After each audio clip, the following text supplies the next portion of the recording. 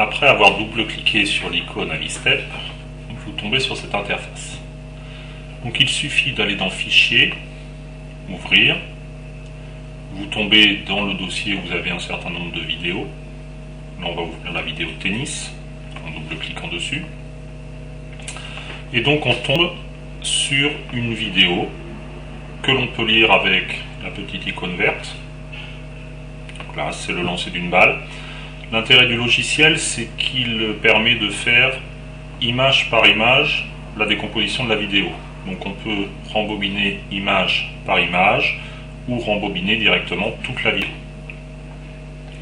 Le logiciel a besoin d'une échelle et d'un repère pour pouvoir étudier les trajectoires. Donc pour installer l'échelle, on clique sur la petite icône échelle et par exemple la largeur du volet fait 50 cm. Donc je sélectionne la largeur du volet, je clique au début et à la fin pour identifier ma longueur, une fenêtre s'ouvre et on me demande la longueur du segment en mètres. Donc là 50 cm soit 0,5 mètres. Je valide avec entrée au clavier. Ensuite, j'ai besoin d'un repère pour étudier la trajectoire. Donc je clique sur la petite icône repère et là je vais insérer le repère au coin inférieur gauche de la vidéo. Il n'y a pas une place spécifique.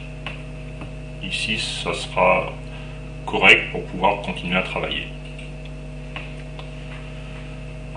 Ensuite je vais pointer avec cette petite outil en fait les différentes position de la balle au cours du mouvement.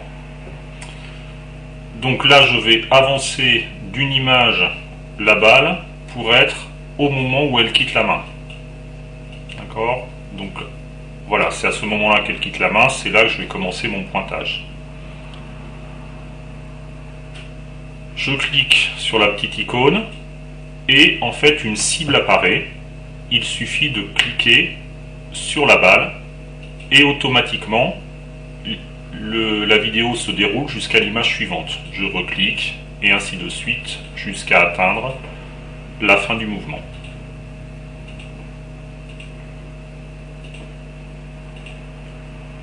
Donc il faut être relativement précis, essayer de pointer toujours le même point.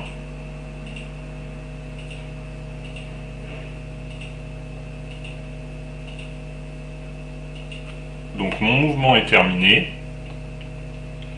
Je vais ensuite dans Résultats et là je peux avoir les valeurs des positions de ma balle.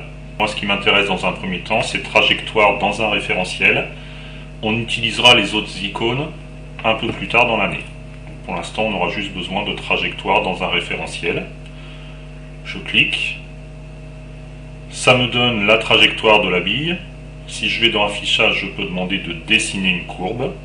Et donc j'ai la trajectoire du point numéro 1, la balle, dans le référentiel lié à la caméra, c'est-à-dire le référentiel terre.